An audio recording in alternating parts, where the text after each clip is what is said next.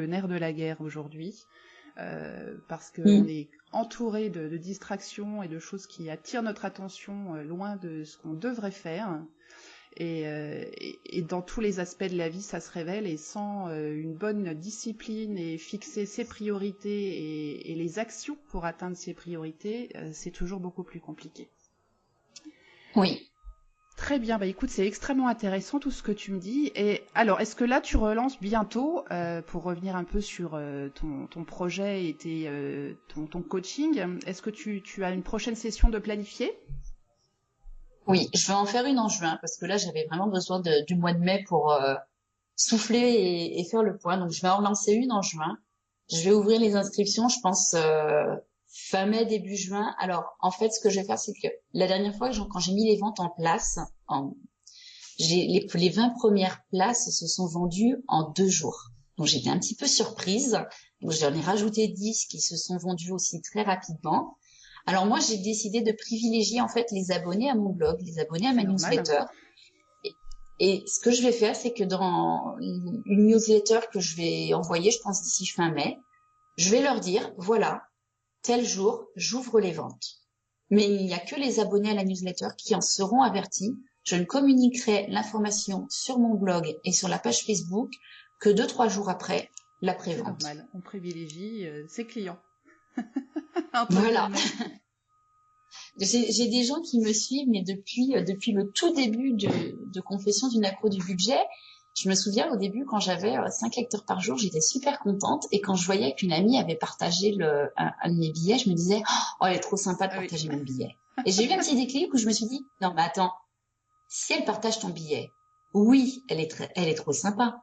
Mais c'est peut-être que ça peut intéresser plus de monde. Et tous ces gens-là qui m'ont suivi depuis le début et ceux qui aujourd'hui continuent à me suivre et à partager, je voudrais vraiment leur faire un grand merci parce que de toute façon, le blog n'existerait pas sans eux. C'est vraiment une relation, c'est vraiment un double échange.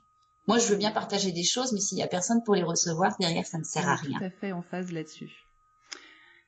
C'était vraiment super intéressant. Est-ce que tu pourrais nous confier un petit truc de productivité que tu utilises régulièrement? Alors, un truc qui me sert beaucoup, qui nous sert régulièrement dans la famille, on a le calendrier familial. Donc, en fait, on imprime tout simplement un calendrier qu'on trouve sur Internet ou un calendrier Google sur lequel on met tous nos rendez-vous.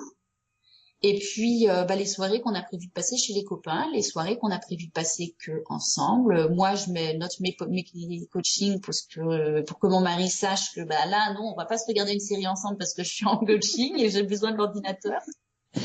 Et c'est vrai qu'il y a régulièrement, à peu près toutes les semaines, voilà, on regarde. Alors, qu'est-ce qu'on a de prévu cette semaine? Qu'est-ce qu'on peut faire? Et ça évite aussi de se dire, est-ce que là c'est toi qui vas chercher les enfants au périscolaire? Est-ce que là c'est moi? Et là, on a prévu d'aller là. Il faudrait peut-être qu'on prévienne les grands-parents, leur demander s'ils peuvent garder les enfants.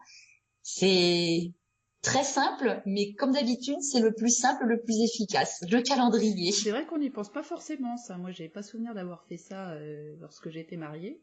Ça nous aurait peut-être aidé sur un certain nombre de choses, parce que quand on a une vie bien remplie, que le couple et les enfants soient bien en phase et sachent un petit peu les grandes lignes des prochaines semaines, ça peut certainement apporter beaucoup de choses.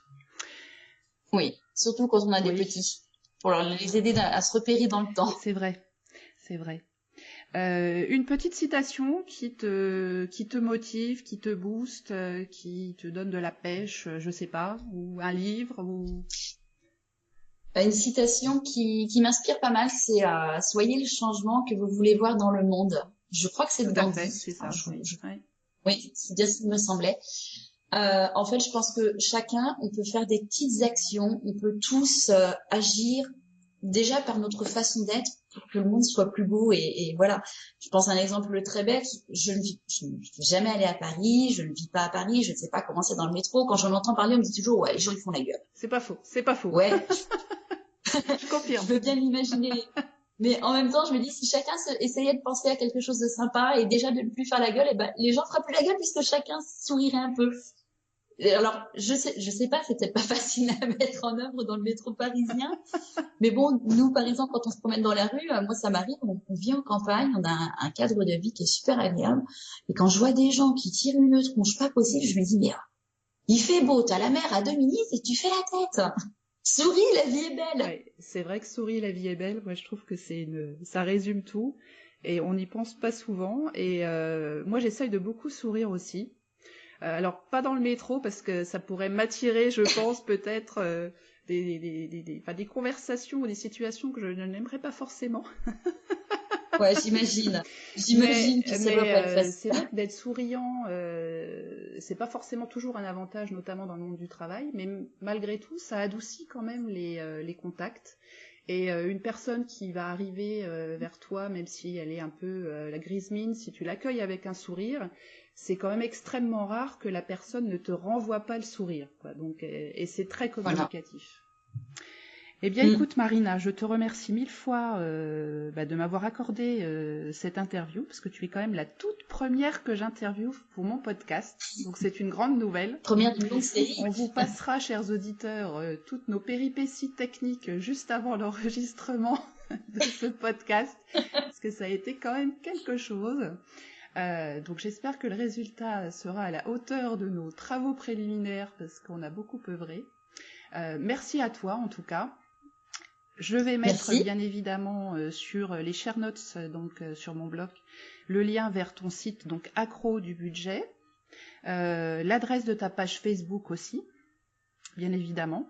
Et puis donc pour nos auditeurs, si vous êtes intéressés par la prochaine formation de Marina, abonnez-vous vite à sa newsletter pour avoir donc le lancement VIP quelques jours avant tout le monde.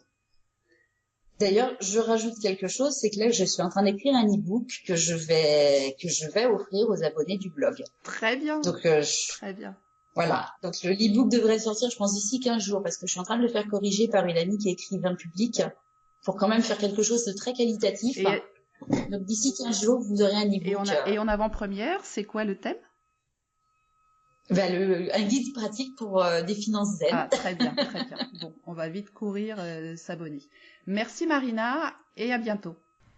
Notre podcast du jour touche à sa fin. J'espère que cette formule interview vous a plu. J'essaierai d'en faire régulièrement. Un grand merci à 2 podcasteurs de génie que sont Michael Paquet et Matt, qui sont 2 anciens de la série Nip Life, que l'on peut retrouver maintenant chacun de son côté, soit sur Une pincée de sel pour Michael ou bien dans l'Eclectic Show pour Matt. Ils m'ont tous les 2 donné beaucoup de conseils pour la réalisation de ce podcast interview via Skype. N'étant pas une grande technicienne, j'avais vraiment besoin de conseils. Donc merci à tous les 2. J'espère que votre petit élève sera à la hauteur de ses professeurs. En attendant, je vous dis un grand merci à tous. Je vous souhaite une très bonne semaine. Je vous embrasse. À très vite.